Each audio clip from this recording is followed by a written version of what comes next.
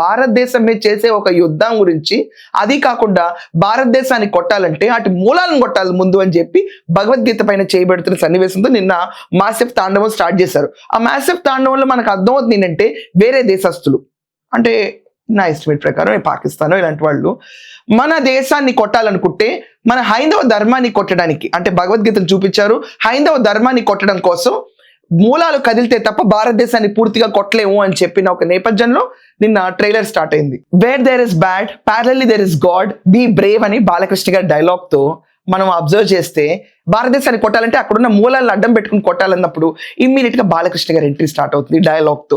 ఇదంతా కాకుండా బాలకృష్ణ గారు త్రిశూలం మనం ఏదైతే చూస్తున్నామో త్రిశూలం అంతా ఎప్పుడు బ్లడ్ తో తడిసి ఉంటుంది.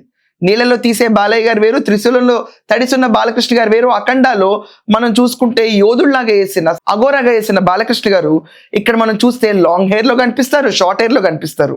అంటే ఏజ్ పెద్దగా అయిన కొద్ది స్టోరీ కూడా ఎక్స్పాండ్ అవుతూ ఉంటుంది. సో మనం అబ్జర్వ్ చేస్తే లాంగ్ హెయిర్ లో బాలకృష్ణ గారు ఇంకా న్యాచురల్గా ఉన్నారు.